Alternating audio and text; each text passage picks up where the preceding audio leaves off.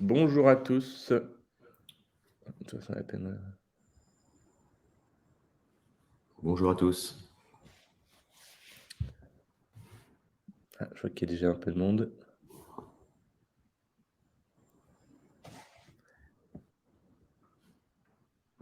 Hop, alors ce que je vous propose, le temps que les gens arrivent, parce qu'il y a tou on se laisse toujours 2-3 minutes avant de démarrer nos webinars. Peut-être, donc, dire dans le chat, où est-ce que vous êtes en ce moment? Donc moi, par exemple, je suis à Orléans, voilà. Toi, je ne sais pas où tu es, Nicolas, du coup? Alors là, aujourd'hui, je suis à Paris, rue Lafayette. Voilà. Ah tiens, bah, il y a des Lyonnais, parfait. Paris 9e, tiens, tiens. Pas trop loin de chez toi, du coup? Exactement. Je vois que Lyon est en force. Ah Ça bah, fait Paris également. Paris. En tout cas, merci pour votre présence à notre webinaire de rentrée. C'est le premier qu'on fait depuis cet été.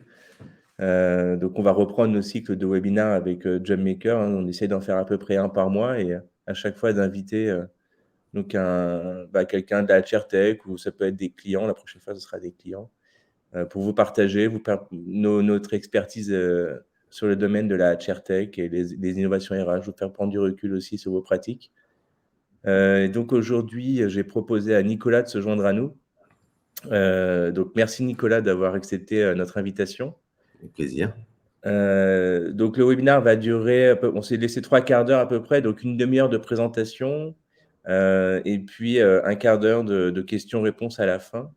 Donc vous avez en bas à droite, vous avez un petit onglet chat, donc sur lequel que vous avez déjà pris en main, donc c'est bien.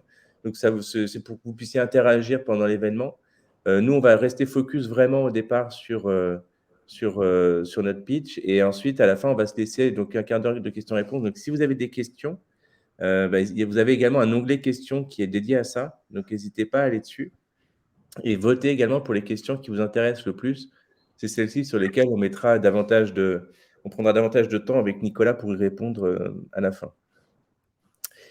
Peut-être avant de démarrer le webinaire, on va peut-être commencer par se présenter déjà, parce que tout le monde ne nous connaît pas.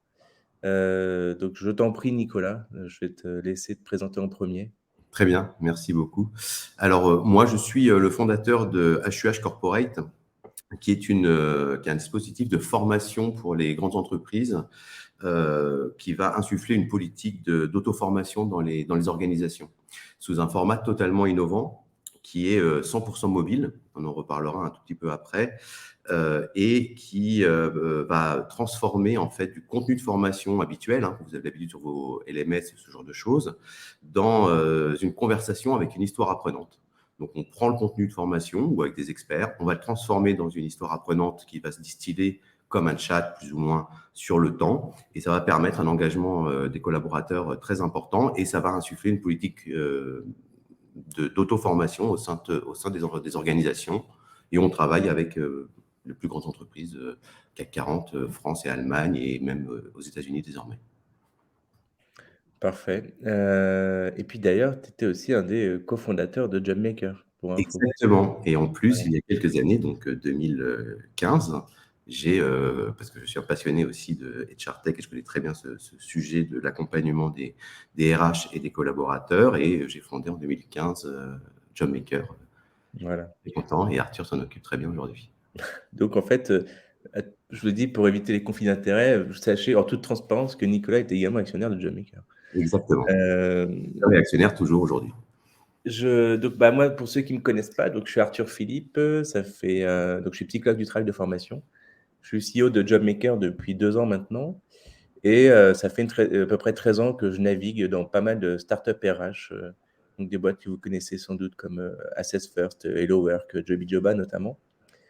Et donc JobMaker, donc c'est une plateforme digitale pour accompagner les collaborateurs dans des contextes de mobilité interne. Donc c'est une boîte qui a été créée à la base, justement par un cabinet de coaching de carrière qui intervenait dans les organisations pour proposer des prestations d'accompagnement. Et ils se sont dit que si la meilleure option pour pouvoir digitaliser et démocratiser l'accompagnement de carrière dans les organisations, c'était sans doute de créer un outil digital pour permettre aux collaborateurs, en amont des entretiens, de pouvoir se préparer en autonomie, heu, en réfléchissant à leur trajectoire de carrière, leurs compétences clés, leur réalisation phare, leurs priorités du moment, pour être véritablement offreur de compétences lors des entretiens RH et de répondre à cette fameuse injonction, soyez capitaine de votre carrière. Alors, j'ai l'impression que, je ne sais pas, est-ce que vous voyez bien la présentation ou pas? Si je la mets en grand, pour être sûr que tout le monde ait le Oui. même, Oui. OK, parce que j'ai l'impression OK, c'est bon. Bon, super. Donc la thématique aujourd'hui, alors, comme vous l'avez compris avec Nicolas, ça fait un certain nombre d'années, qu'on est dans la chair-tech du coup. Ça fait un certain nombre d'années qu'on écoute, les différents RH nous partagent leurs problématiques et face aux problématiques, donc soit le recrutement, la mobilité, le sourcing, la formation notamment, vous avez, un nombre incalculable de solutions RH, de startups qui se créent, et donc on en est d'ailleurs, je m'en excuse avec Nicolas, un peu responsable aussi quelque part, ce qui fait que vous vous retrouvez avec un panel de solutions et parfois c'est très difficile de savoir comment orienter ses choix parmi les moultes sujets qu'on aborde. Et donc on s'est dit, bah, alors c'est pas exhaustif, mais on a réfléchi avec Nicolas, on s'est dit, bah, il y a peut-être 10 conseils qu'on pourrait vous donner puisqu'on sait que vous êtes dans un contexte où bah, en ce moment, les décisions commencent à se prendre, puisque généralement, c'est pour la fin d'année, les déploiements de l'année prochaine qu'on prend nos décisions. Donc, on s'est dit, bah voilà, on a peut-être 10 conseils à vous donner. Alors, on n'a pas la science infuse. Donc, d'ailleurs, ce serait intéressant, en fin de webinar, que vous nous partagiez peut-être des conseils qu'on aurait oublié de donner ou qu'on n'a pas priorisé en tout cas. Mais voilà, c'est 10 réflexions qu'on a eues et on s'est dit, bah, on va vous les partager. Donc, avant de passer dans le vif du sujet, déjà une petite mise en perspective. Donc, c'est vrai que ça fait comme je le disais, on travaille dans la chair-tech depuis pas mal de temps. Et moi, ce que j'ai pu observer en tout cas, et c'était déjà le cas quand je démarrais il y a 13 ans, mais ça s'est vraiment accéléré ces dernières années, il y a une véritable mutation de la fonction RH, d'une fonction support historiquement, vers une fonction stratégique. Et c'est vrai que quand c'était perçu comme une fonction support, donc d'ailleurs, les premiers RH, souvent, c'était des militaires en reconversion, qui étaient là un peu en tant que ministre de l'Intérieur de la boîte, d'une certaine façon, qui devait veiller au bon fonctionnement, surtout auprès des syndicats essentiellement. Et puis, voilà, toutes les fonctions administratives liées au RH, la paye, etc. Mais du coup, c'était vraiment perçu comme une fonction plutôt support, donc associée à une charge, à une dépense plus contrainte finalement. Et depuis que ça évolue vers que les entreprises ont compris que le capital humain était un capital sur lequel on devait investir pour pouvoir pérenniser nos activités, la fonction RH est devenue de plus en plus une fonction stratégique. Donc, qui dit fonction stratégique dit investissement. Et qui dit investissement dit retour sur investissement quelque part. Et donc, l'enjeu aujourd'hui, c'est d'arriver à aller au bout de cette mutation parce que je suis convaincu que la plupart des entreprises ont bien compris ces nouveaux enjeux RH, mais n'ont pas encore compris du coup que bah, le budget devait aussi évoluer à la lumière des ambitions qu'on donne aux RH. Et donc, c'est important d'avoir compris ces nouveaux enjeux, mais c'est aussi important, évidemment, de faire comprendre à vos DAF, entre guillemets, que bah, qui dit mutation, dit, stratégique, dit mutation budgétaire aussi. Parce qu'on entend trop souvent qu'on n'a pas assez de budget, machin, alors que finalement, alors pourtant, c'est un enjeu important. Donc voilà ce que je pouvais dire en introduction. Et on va pouvoir démarrer tout de suite avec le premier conseil, et donc Nicolas qui va vous le partager. Très bien, merci. Alors effectivement, c'est pas exhaustif, hein, comme l'a dit Arthur. On a identifié 10 points très importants. Certains paraissent évidents, mais c'est quand même bien de les creuser puisque c'est relativement méthodologique tout de même d'implémenter un outil RH comme les nôtres dans des organisations aussi importantes et compliquées que les vôtres. Donc la première chose, évidemment, c'est identifier les enjeux et établir les priorités. Alors ça paraît un peu bateau, mais au final, on le voit bien aujourd'hui, on est dans la planification de tout. Et donc, la planification écologique qui devient la plus importante pour le gouvernement. Ici, il faut planifier l'enjeu et les priorités de l'entreprise afin de prendre les bonnes décisions. Donc, sur les conseils, c'est vraiment mettre en place quels sont les enjeux actuellement de l'entreprise avec, bien entendu, les priorités pour l'année prochaine, puisque, comme l'a dit Arthur, on est dans une période de décision de budget et ça va être important de décider bien en amont comment on va réussir à embarquer les collaborateurs surtout que c'est le sujet le plus important aujourd'hui, qui est la gestion des talents et la rétention des talents.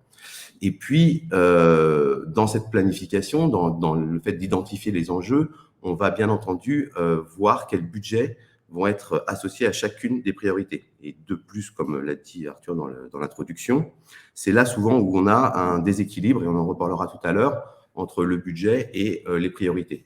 Donc, si on arrive à bien faire un mapping en fait des priorités de l'entreprise avec le passé qui va nous expliquer un petit peu ce qu'on va pouvoir faire dans l'année prochaine et de créer les priorités par rapport à ça, ça va être la première pierre qu'il va falloir mettre en place. Donc ça, c'est important. Et nous aussi, d'ailleurs, on aide des clients. Moi, personnellement, j'accompagne des clients dans le choix de ces priorités et dans les enjeux qui sont dans l'entreprise en faisant on va dire, de l'intelligence collective croisée entre les différents clients, puisque finalement, les problématiques sont souvent similaires, même s'il y a des particularités très fortes dans chaque organisation. Donc ça, c'est vraiment important. Et c'est le premier conseil. Mais bien entendu, ça paraissait évident. La première chose aussi, la deuxième chose, donc dans le deuxième conseil, c'est de ne pas tomber dans quelque chose qu'on entend très souvent, et j'en ai parlé avec Arthur la semaine dernière, c'était on n'est pas mature. Ça, c'est un peu le point dont Arthur me parlait, c'est qu'on arrive avec une technologie ou une innovation qui bouscule un petit peu les habitudes.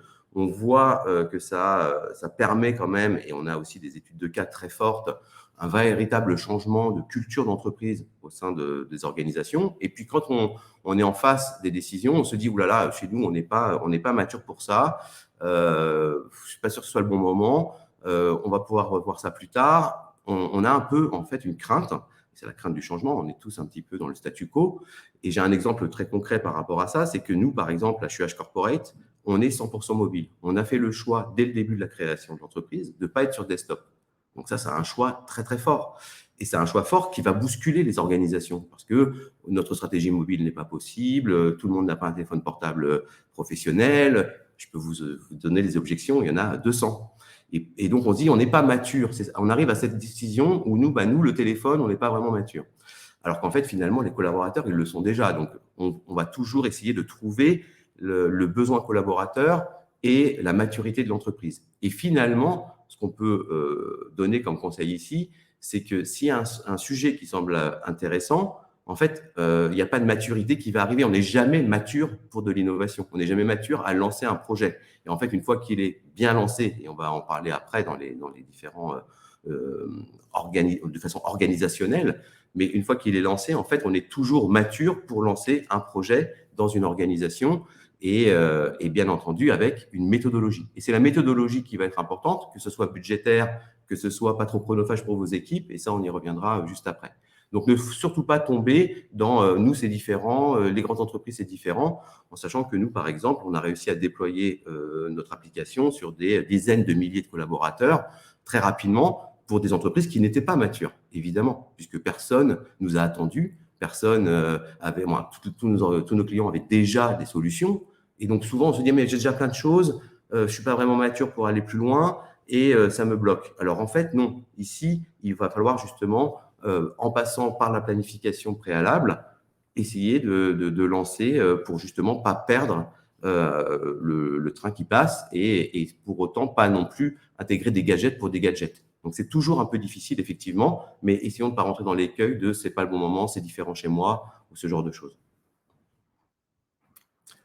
Je laisse la main à Arthur. Merci Nicolas. Alors souvent aussi, et moi j'aime bien cette démarche que vous avez quand on vous présente nos innovations, c'est de nous demander des contacts de clients avec qui on a l'habitude de travailler et qui ont mis en place nos innovations. Ça, je trouve que c'est plutôt une bonne pratique parce que ça vous permet aussi de comprendre en situation réelle, sans langue de bois pour le coup, comment ça se passe en situation. Alors, il y a 2 points sur lesquels il faut faire attention, c'est de ne pas toujours projeter son organisation sur une autre parce que chaque culture d'entreprise est différente. Et en fait, nous, notre ambition, c'est vraiment de s'adapter à votre design RH. Par exemple, vous avez des entreprises qui ont une culture d'entreprise apprenante, ce qui va induire certains modes de déploiement différents, et d'autres, au contraire, qui vont plutôt avoir des entreprises plus coercitives dans la façon de déployer des solutions. Et donc, on va avoir des designs RH plus proches de la prescription, par exemple, plutôt que d'autres, au contraire, où les collaborateurs doivent se saisir des opportunités qu'on leur propose. Et donc, c'est important d'avoir à l'esprit que nous, notre stratégie de déploiement va être en sorte de s'adapter à votre design RH et de pas forcément tordre votre organisation pour l'adapter à notre contexte. Et alors oui, ça c'est également donc le quatrième conseil, ça c'est un point sur lequel je suis assez attendez, je vais prendre un peu d'eau. Sur lequel je suis assez vigilant, c'est que donc souvent quand on présente nos innovations, nos clients peuvent nous dire: «Bah tiens, non mais nous on a des équipes internes, votre innovation est intéressante, le sujet que vous adressez est intéressant, mais on a des équipes qui vont pouvoir le déployer, le réaliser, et l'adapter à notre contexte». Le risque de ça, c'est que finalement, vous passiez en mode projet avec, des ressources que vous avez utilisées en interne, focusées là-dessus, qui vont pas faire autre chose. Parfois, ça va durer 6 à 12 mois, par exemple, pour des économies qui sont pas forcément évidentes quand on prend, le temps passé à déployer, à créer les scénarios, à travailler l'expérience utilisateur et cetera. Pour finalement un projet qui va sortir peut-être au bout de 6 mois ou 12 mois, là où nous, dès qu'on s'est mis d'accord, ben, on vous livre en une semaine, en grosso modo. Et en plus de ça, avec le risque finalement, que, bah, la V1 reste une V1 et qu'elle ne soit jamais, mise à jour et que finalement le jour même de la lancer, ce soit déjà obsolète par rapport aux innovations, déjà en place sur le marché. Donc finalement, l'idée, c'est pas forcément de, combler une faille dans un dispositif, mais c'est bien de mettre en place un dispositif dont l'objectif est d'avoir un résultat. Soit on a un objectif de moyen, soit on a un objectif de résultat. Et il s'agit pas simplement de se dire, bon, bah, faute de mieux, on va faire quelque chose nous-mêmes, mais que finalement, ça va être au détriment de l'expérience utilisateur, de l'expérience collaborateur, sachant que nous, en plus, nos services R&D, innovent pour 50 clients en même temps. C'est-à-dire que nous, quand on innove pour un client, on va innover pour tout le monde en même temps. Alors que vous, vous allez mettre tous vos efforts juste pour vous, donc ça va vous coûter in fine beaucoup plus cher. Et derrière, en plus, vous n'allez pas pouvoir donc bénéficier de notre mise à jour, de notre maintenance, de notre support, de tout ce qui est mis en conformité, et cetera. Des datas que vous allez pouvoir recueillir. Souvent, nous, on a tout un travail aussi d'analyse de données derrière qui n'est pas forcément évident quand on développe une solution en interne. Et en fait, c'est juste pour dire que finalement, parfois, quand on hésite à acheter une solution pour 15, 20, 30 000 euros par an, par exemple, parce que au profit de l'internalisation et du développement interne, bah, généralement, ce n'est pas un bon calcul, ne serait-ce que par rapport au temps consacré et aux résultats obtenus. Voilà. Je te passe la main pour le 5e conseil, Nicolas. Merci. Oui, effectivement. Sur ce qu'on vient d'expliquer sur le début, donc planification, c'est le bon moment. Attention à ce qu'on ne soit pas, comment dire, comme Arthur l'a expliqué. Ici, là, ce qui va être important, c'est choisir les bons partenaires. Et ça correspond exactement à ce que vient de dire Arthur, puisque ce qui va être important, après le design RH, c'est l'outil que vous allez m'intégrer ne doit pas être vu comme Apollo 13 où on va tous se mettre pour qu'il fasse le tour de la Lune parce qu'il y a un problème et là, toute l'entreprise s'arrête, il y a 50 personnes qui travaillent chez vous dessus. Non, ça ne fonctionnera jamais puisqu'on n'arrivera jamais, là on est pratiquement comme dans l'internalisation d'un produit. Donc quand on utilise une solution SaaS comme les nôtres, l'avantage premier tout de même, c'est très peu chronophage pour les équipes internes. Et ça, c'est vraiment la clé, non pas pour gagner du temps pour vous et on appuie sur un bouton, mais c'est pour vous concentrer là où votre valeur, elle est exactement, dans la communication, dans l'accompagnement des collaborateurs, dans la stratégie. Et si vous pouvez éviter toutes ces problématiques de comment on va faire pour que ça fonctionne et c'est très compliqué et ça nous prend énormément de temps pour faire du reporting et ce genre de choses, et forcément, là, vous lancez une action dans votre entreprise qui va être plutôt déstabilisatrice qu'autre chose. Donc, c'est très important de voir et c'est pour ça que j'aime bien ce que tu as dit tout à l'heure, Arthur, c'est que moi, j'ai même rajouté un slide dans mes présentations commerciales où c'est la liste des clients que vous pouvez contacter directement. Donc, vous pouvez contacter mes clients, il y a leurs coordonnées, leur numéro de téléphone et vous pouvez parler avec eux. Bien sûr, votre organisation est différente, mais il y a tout de même ces problématiques de grands comptes qui sont très similaires, que ce soit la DSI, la protection des données, le RGPD, les accords de communication interne, le fait de ne pas communiquer avec les collaborateurs de façon intempestive et ce genre de choses. Donc, le partage croisé entre les clients va vous rassurer pour comprendre si oui ou non cet outil est plug and play et combien de temps cet outil il a vraiment réussi pour commencer à décoller en interne, puisque souvent aussi, on l'a vu, c'est un peu moins maintenant, mais dans le passé, un investissement est fait et en fait, aucun usage. Donc ça, c'est effectivement très compliqué, puisque c'est là où vous prenez un risque en mettant un nouvel outil et il faut vous concentrer sur cet usage. Et donc, le plug and play va faire que votre qualité et de se dédier à l'usage va tout changer. Donc ça, c'est très, très important. C'est le bon partenaire. Première chose, c'est que ça ne vous prenne pas trop de temps. La deuxième chose, c'est le partage de croiser avec d'autres entreprises qui l'ont déjà mis en place pour vraiment vous sécuriser. Ça, c'est très important à mon avis. Et c'est aujourd'hui comme dans le recrutement, hein, la recommandation devient un peu obligatoire. C'est pas pour rien, c'est vraiment pour mieux comprendre comment on va vraiment intégrer tel ou tel outil.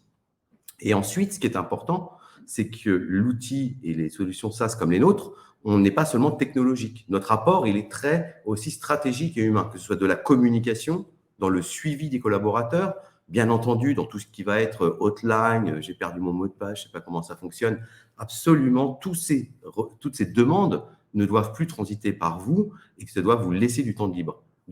Et ça, c'est très important. Donc, dans le choix des partenaires, moi, je tickerai vraiment quelques cases. C'est déjà, on regarde si ça a été bien implémenté avec du taux d'usage sur d'autres clients similaires, plus ou moins. 2, que ça ne soit pas chronophage pour les équipes internes à vous, puisque souvent, vous êtes en sous-effectif. Hein. Moi, je vois tous mes clients sont quand même peu nombreux dans les services dédiés, que ce soit à la formation ou à la mobilité interne. Et donc, il ne faut absolument pas que ça vous surcharge, parce que d'un seul coup, le choix d'un prestataire qui est coûteux, parce qu'on n'est pas gratuit, ne peut pas rajouter ou vous devez prendre un alternant ou ce genre de choses pour s'occuper du projet. Ça, c'est important. Et voilà. Et ça, quand on a bien fait le premier conseil qui était la planification, parce que qui paraît bateau, mais qui est essentiel, va amener à un résultat automatique. C'est-à-dire que c'est méthodologique. Moi, je le vois chez mes clients. Quand on fonctionne bien, eh bien, ça fonctionne à chaque fois. Tous nos clients, par exemple, 100% de nos clients ont renouvelé. Donc ça, c'est quand même pas parce que l'outil est formidable seulement. Bien entendu, il répond à un besoin, mais aussi parce que ça a été bien planifié, ça n'a pas pris trop de temps, on a des résultats quantifiables, et on en parlera après dans un autre conseil. Et tout ça fait que le soutien, l'accompagnement des collaborateurs sur de nouveaux outils, en passant par des strates intermédiaires, les managers, les responsables RH ou des référents à l'intérieur de l'entreprise, plus des ambassadeurs par la suite, souvent ceux qui ont fait le pilote, va faire que tout cela va être totalement smooth, comme on dit en anglais, et c'est très agréable en fait, parce que avoir un partenaire un peu innovant, c'est aussi très agréable pour une entreprise. C'est ça qui est important et c'est pas, oh là là, je me rajoute quelque chose, ça va être compliqué, c'est cher. Et non, c'est pas exactement comme ça. Nous, avec nos clients, on est vraiment partenaire, c'est un grand mot, mais on est dans une logique, en fait, agréable de progression d'un nouvel outil qu'on va proposer aux collaborateurs de l'entreprise, puisqu'on se réveille le matin pour ça à la base, pas seulement pour vendre un truc, pour que les gens soient meilleurs avec notre outil. Donc ça, c'est important, le choix du partenaire, par rapport aussi à tout ce qu'on a dit juste avant.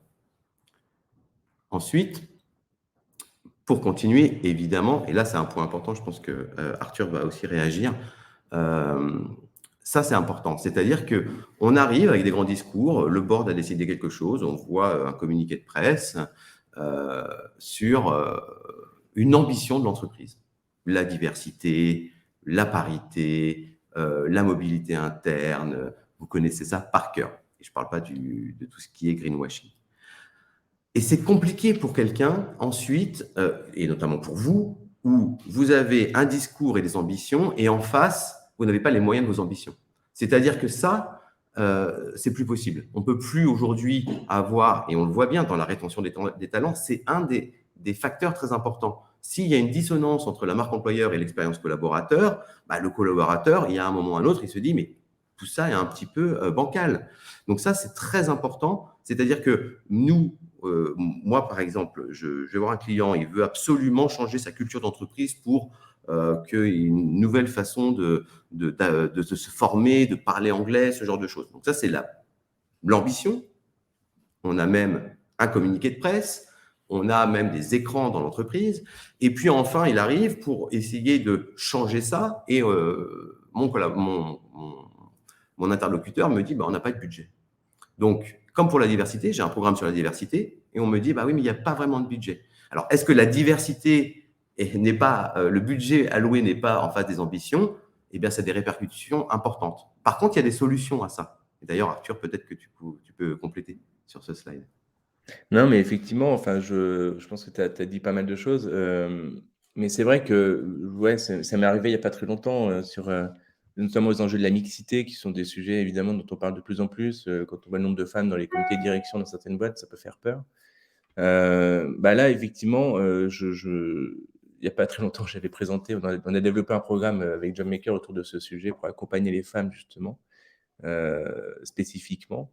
Et en fait, on avance dans la négo, tout se passe bien et convaincu par le produit. On me dit à la fin, en fait, le problème, c'est que j'ai demandé à ma direction, on n'a pas de budget. C'est-à-dire que c'est même pas on est trop cher, c'est qu'on aurait pu vendre ça 500 euros, c'était même pas le sujet. C'est juste qu'en fait, on n'a pas le budget.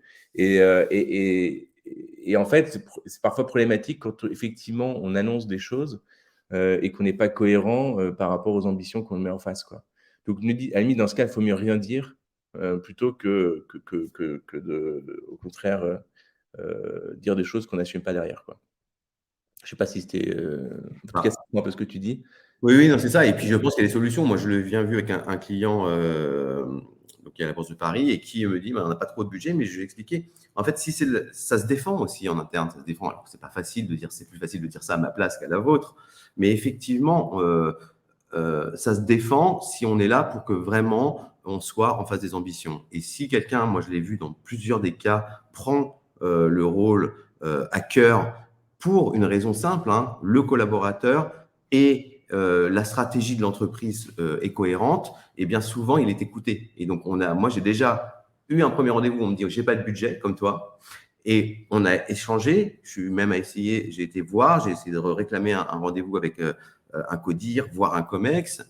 Et puis effectivement, puisque c'est soutenu, qu'on a eu un pilote qui a fonctionné, parce que ça c'est toujours facile à lancer un pilote, mais ça ne change pas une culture d'entreprise. Eh bien, s'il y a une volonté véritablement, même si ça peut faire peur, on se dit ah mais on m'a envoyé balader, ce genre de choses, ça se défend. Et après, bien entendu, on trouve la limite, mais c'est très important que ce soit en face de vos projets, parce que quand vous allez faire la planification dont on parlait et que on va mettre des super slides en disant voilà l'ambition de l'entreprise et que à la fin vous n'avez pas de budget, bah forcément dans le choix de vos partenaires et des solutions SaaS que vous allez implémenter, il va y avoir un problème. Donc c'est ça qu'il va falloir essayer de faire très attention dès le début jusqu'à s'assurer la cohérence du discours. Je me permets de faire un peu le gardien du temps. Vas-y, fais le gardien du temps. Bah, voilà, il faut juste avancer. Bah justement, puisque là, on en a déjà un peu parlé, mais l'assurer la cohérence du parcours, c'est-à-dire que ça, c'est aussi important. On ne peut pas rajouter n'importe quelle brique dans tous les sens dans l'organisation des différentes solutions SaaS. Pour une première raison, c'est parce que s'il y a trop d'outils, les gens ne l'utilisent pas. Ce qui ne veut pas dire que les collaborateurs ne sont pas prêts à avoir plusieurs outils. C'est comme sur votre téléphone portable, vous avez plusieurs applications et vous vous débrouillez très bien. Et vous avez d'ailleurs plusieurs applications pour le même sujet parfois, que ce soit les news, que ce soit la location de résidence saisonnière, que ce soit les jeux, que ce soit… Vous avez plusieurs applications qui font la même chose. Donc ça, le collaborateur, il est habitué. Donc, il ne faut pas non plus se dire « Ah non, on veut tout centraliser dans une application ». Ça, c'est impossible, même si c'est ce que va essayer de faire X, l'ancien Twitter. Mais ça, ce n'est pas forcément, on va dire, la clé. Ce n'est pas parce qu'on a un seul point d'entrée que tout va fonctionner. On peut avoir plusieurs choses. Cependant, il faut une cohérence. Et si cette cohérence, elle est bien ficelée, comme c'est écrit, avec une expérience candidat et bien expliquée, en fait, ce qu'il faut, c'est l'explicite.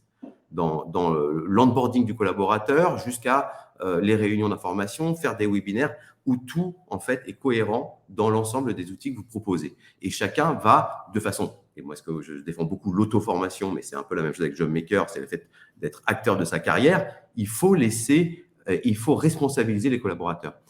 en leur donnant principalement les outils et la cohérence des outils à l'intérieur d'un parcours. Et c'est ça qui va être important pour vous lors de choix de partenaire. Je te laisse prendre la main. Je vais essayer d'accélérer un petit peu. Donc, alors, un point aussi important, nous, on aime bien quand on propose de nouvelles innovations chez nos clients, et souvent, ça passe par une phase pilote parce que c'est intéressant pour vous comme pour nous, parce que d'une part, ça vous permet aussi de valider effectivement l'intuition que vous aviez au départ, qui est que l'outil correspond bien à vos enjeux. Et puis pour nous aussi, de bien comprendre comment vous êtes organisé, votre mode de fonctionnement, ce qui nous permet in fine aussi de vous proposer le design RH le plus adapté lors du déploiement à l'échelle. Mais ce qui est très important dans ces étapes-là, c'est de choisir les bons partenaires, les bons RH ou les bons collaborateurs, entre guillemets, qui vont pouvoir participer au pilote. Et en fait, c'est parfois contre-intuitif, mais on a tendance à proposer ce type d'expérimentation aux plus digital-friendly, à ceux qui vont être les plus moteurs dans ce type de contexte, ceux qui ont le plus d'appétence pour l'innovation. Et en fait, nous, on aime bien aussi, dans ces phases-là, peut-être proposer à un ou deux irréductibles qui sont plutôt sceptiques à la base, qui ont plutôt généralement tendance à dire mais pourquoi on ferait autrement, on fait ça très bien depuis des années, etc. Parce que c'est aussi un bon moyen, c'est souvent déjà d'une part des gens qu'on exclut de ce type d'expérimentation, donc ça renforce parfois ce côté-là, justement. Et là, c'est aussi, et puis le fait de les inclure va également les valoriser. Donc, ça va, pour eux aussi, c'est intéressant de comprendre aussi qu'est-ce qui se trame derrière tout ça. Et également, généralement, dans un pilote, il faut aussi que ce soit représentatif de la réalité de votre organisation. Ce qui nous permet, nous, derrière, quand on déploie à l'échelle, de maximiser les chances de succès parce qu'on a été confronté à différentes typologies, soit de RH, soit de collaborateurs, parfois de managers, mais en tout cas, d'avoir une vision plus exhaustive finalement de la réalité de votre organisation pour ensuite, quand on passe à l'échelle, peut-être être déjà conscient de certains freins potentiels. C'est rare de faire l'unanimité à 100% auprès de tous les parties prenantes quand on déploie une innovation. Mais si en tout cas, on comprend les enjeux qui peuvent être traversés par chacun, par un échantillon représentatif de votre organisation, ça maximisera derrière les chances de succès et ça permet de se créer des alliés de tous les côtés finalement. Et puis également à l'heure des bilans, ce qui est important aussi quand on met en place une nouvelle innovation, c'est d'avoir une vision plus globale sur les facteurs de succès et les facteurs d'échec potentiels, en tout cas de difficulté, lorsqu'on déploie une solution. Parce que nous, on vend des outils. Et un outil en tant que tel, pris isolément, si on le laisse dans un coin, de toute façon, il ne va pas se suffire à lui-même. Il faut forcément qu'il soit animé, que ce soit donc, selon les modes de déploiement, par une communication interne soutenue par la RH ou par la com interne pour promouvoir l'innovation, ou par les RH eux-mêmes qui peuvent être prescripteurs et moteurs dans la proposition de l'innovation auprès des targets. Pourquoi pas parfois embarquer les managers, pourquoi pas aussi embarquer les collaborateurs aussi, entre eux, entre pairs, ils peuvent aussi parfois, en tout cas c'est ce qu'on met en place chez certains de nos clients pour qu'entre eux, ils participent à la montée en compétences de leurs pairs. Donc ça, c'est peut être des modes intéressants aussi à réfléchir. En tout cas, l'idée, quand on fait un bilan, c'est toujours de se poser la question de se dire qu'est-ce qui a fonctionné, qu'est-ce qui a moins fonctionné. Ce qui a moins fonctionné, est-ce que le momentum dans lequel on a proposé l'innovation était le bon? Est-ce que le cas d'usage, parce que nous, les cas d'usage, ils sont multiples autour de nos innovations, a été le bon aussi? Est-ce que la cible de collaborateurs qu'on a décidé était la meilleure, la plus optimale? Enfin, toutes ces questions-là doivent être analysées et pas simplement se focuser sur le nombre d'usages, même si c'est évidemment le premier élément à considérer, mais c'est aussi d'avoir une vision plus exhaustive sur comment est-ce que tout ça a été embarqué, quoi. Et enfin, on va passer au dernier conseil avec Nicolas, et on ne va pas être trop mauvais dans le timing du coup. Et Et on répondra à vos parfait, on questions. pourra répondre aux questions. Effectivement, donc là, encore une fois, on a l'impression que c'est bateau, mais vous ne pouvez pas imaginer le nombre de fois où, où mes collaborateurs ont lancé un pilote avec des grands groupes du CAC 40 et il n'y avait pas de KPI. Et en fait, ça, c'est la clé. On ne lance pas aujourd'hui un pilote si on ne met pas en face des KPI. Parce que c'est clair, il faut pouvoir le défendre, ce projet. C'est comme pour les ambitions. Donc, comment défendre un projet en interne si on n'a pas décidé les KPI? Alors là, il y a une solution, il y a une méthode, donc on va reprendre très rapidement. Mais juste avant, ce qui est important, c'est aussi que les KPI doivent être d'un commun accord avec le partenaire. mais comparable aussi. Parce que si moi, je vous prends un exemple sur un outil de formation que nous déployons sur des dizaines de milliers de personnes, si je dis notre KPI, c'est que 70% des gens vont monter en compétences et on n'a pas de rapport. Est-ce que c'est dans tous mes autres clients 80% ou est-ce que c'est 50%? Donc, il faut aussi, je pense, dans les KPI, être très clair sur ce que nous, on va proposer au client. Le client va nous demander, est-ce qu'on peut le comparer avec un client de la même industrie, luxe, industrie, bancaire, assurance, mutualiste, logistique. Donc, on va essayer de trouver un client qui se rapproche et on va dire, voilà les KPI que nous avons eus, il faut qu'on soit plus ou moins autour de ce type de résultats et on va mettre les 5-6 KPI qui vont être importants. Donc, ce qui est important, c'est qu'est-ce qu'on veut atteindre précisément. Est-ce que c'est les heures d'utilisation, le nombre de téléchargements, le nombre de montées en compétences, ce genre de choses. Et ce qui va être important, c'est est-ce que c'est réalisable? Et c'est pour ça qu'on va le comparer avec d'autres clients, par exemple. Un partenaire doit vous présenter plus ou moins la moyenne, parce que ça permet de voir que vous n'allez pas me dire « Oh, on veut tel type de KPI. » Si c'est impossible, on n'y arrivera pas. Et ce qui va être la dernière chose, le time, c'est les objectifs sur les étapes. Quand atteindrez-vous ces objectifs et quelles seront les principales étapes? Ça, c'est important parce que on peut lancer un pilote sur 2 mois, ou 3 mois, ou 6 mois, mais il faut que ce soit bordé dans le temps. Ça, c'est très important. Que ce soit mesurable et comparable avec d'autres clients, et bien entendu réalisable, pas complètement farfelu.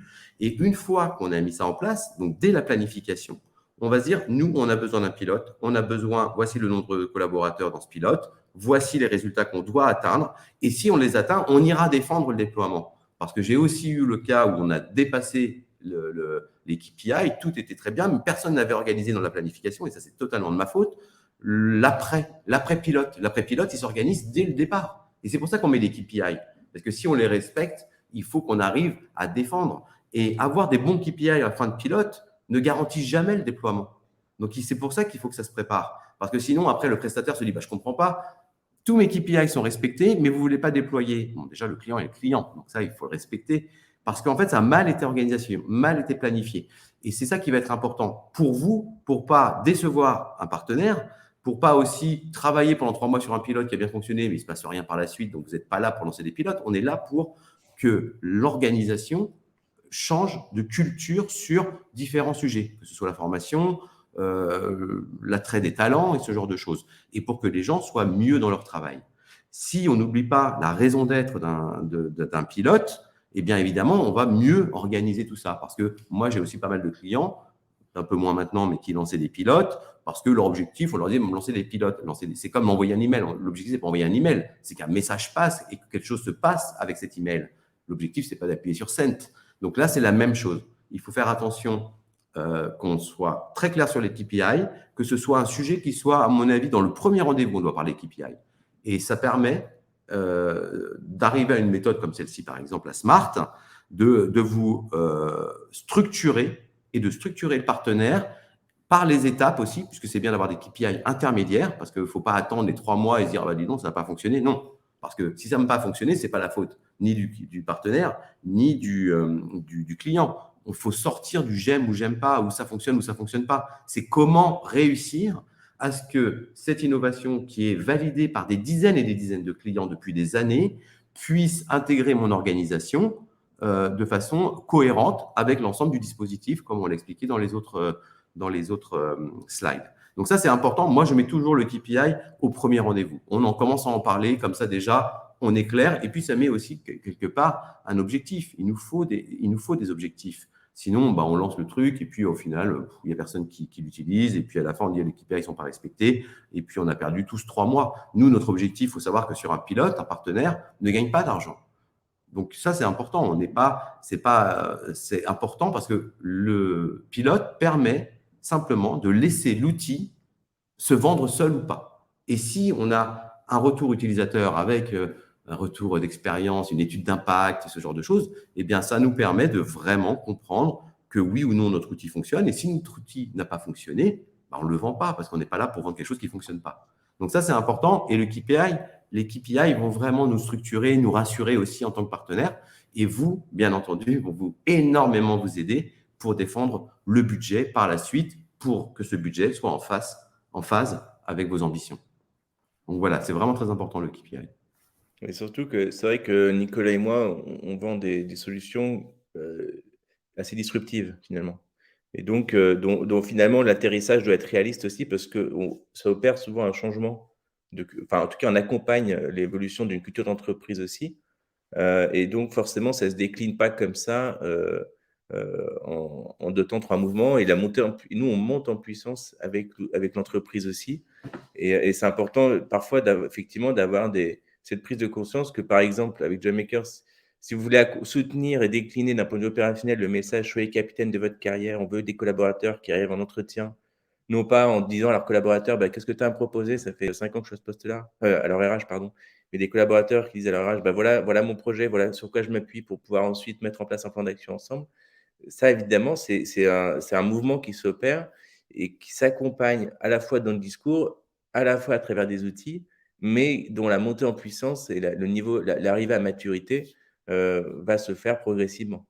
Et parfois même, on a des clients qui vont d'abord cibler une catégorie de collaborateurs pour ensuite le dupliquer par ruissellement sur d'autres collaborateurs.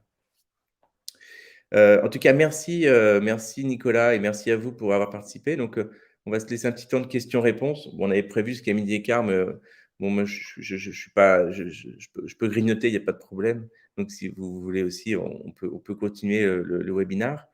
Et on va commencer donc du coup par répondre. On voit qu'il y a deux questions là dans l'onglet questions. Donc, une première question de JS. Je ne sais pas si c'est le photographe, mais en tout cas, est-ce que le calcul du budget RH d'une entreprise est révélatrice de son ambition d'innovation RH? Bah, en fait, enfin, j'ai envie de dire oui, d'une certaine façon, parce que finalement, enfin, c'est toujours pareil, c'est-à-dire que, on peut enfin, les discours, ça coûte pas cher, j'ai envie de dire, d'une certaine façon.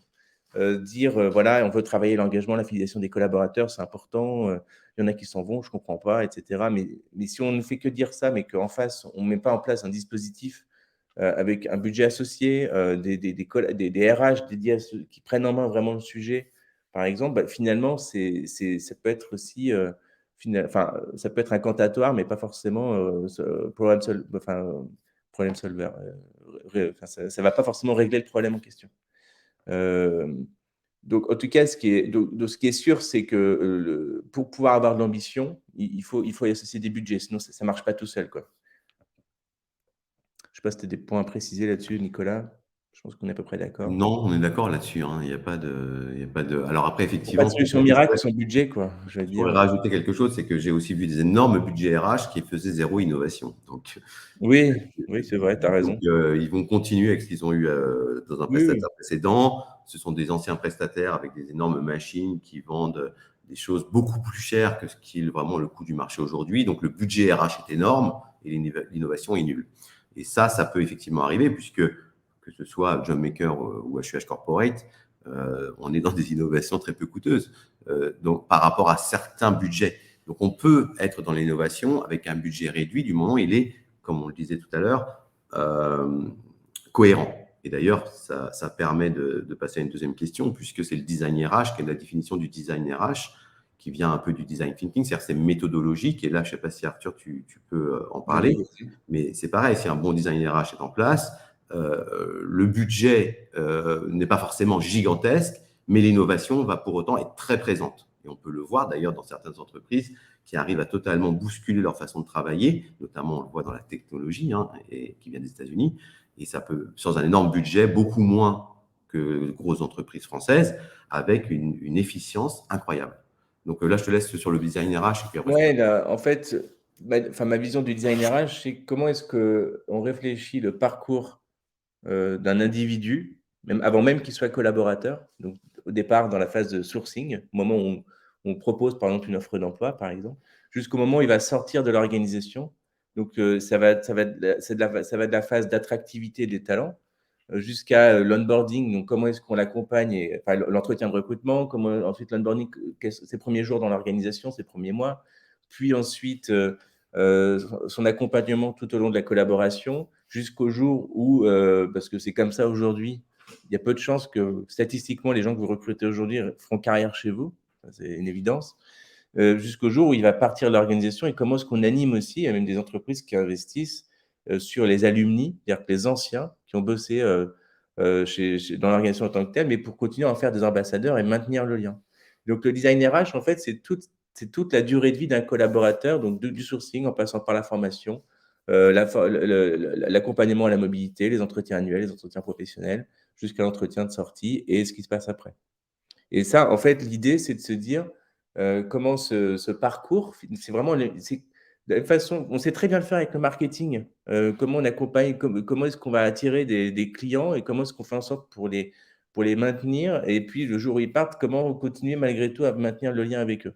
Eh ben, il faut avoir un peu une vision identique pour les collaborateurs, adaptée à ce contexte-là, évidemment. D'ailleurs, c'est pour ça, et Nicolas, désolé, je vais te corriger un peu, mais tout à l'heure, tu parlais de rétention des talents. La rétention, c'est vraiment un terme très client pour le coup.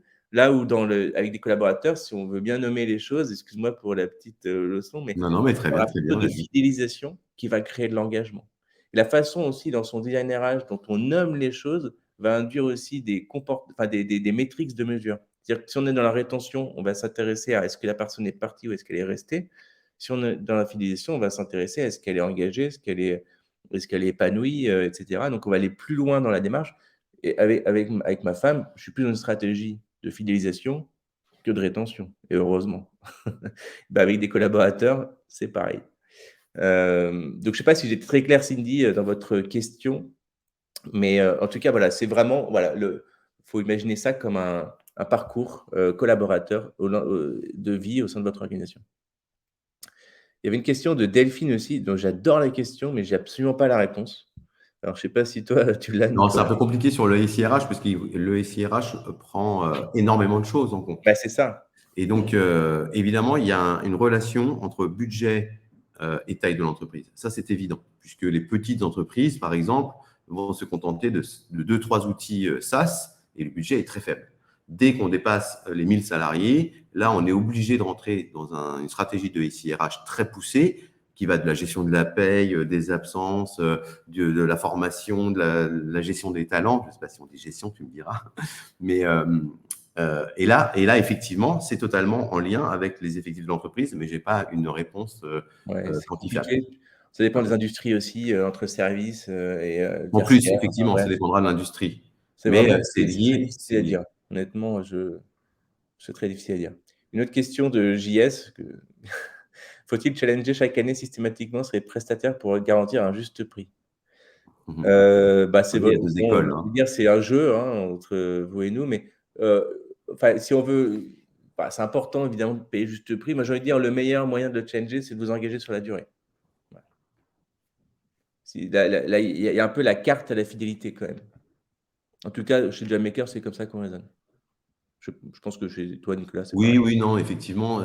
En fait, je pense que ça peut pas être forcément binaire. Il faut réussir à challenger. Sur le prix, évidemment, dès qu'on commence à être sur plusieurs années, là, on peut vraiment challenger le coût pour le prestataire. Non pas parce que il aura de la récurrence, mais c'est aussi parce qu'on rentre dans du partenariat lourd. Et ça, Oui, c'est très intéressant. On va vraiment connaître les équipes pendant plusieurs années, connaître l'entreprise, les problématiques, le sujet, l'industrie, et on va apporter une innovation qui va être beaucoup plus en phase. Donc effectivement, ça c'est important. Peut-être pas des contrats trop longs non plus, parce qu'il y a des nouvelles innovations qui arrivent et ce genre de choses. Mais ce qui est intéressant, moi je le vois avec on a des contrats sur 3 ans par exemple, mais entre le moment où on a signé et les 3 ans qui sont terminés là en décembre, l'offre de valeur, la technologie a totalement évolué. Donc nous, ce qui est important, c'est peut-être trouver aussi un prestataire qui avance avec son temps. Parce que sinon, j'ai un autre exemple où j'ai un client qui a un prestataire et ça fait 10 ans que c'est le même outil. Ça, c'est pas possible. En fait, aujourd'hui, on est dans l'innovation vivante.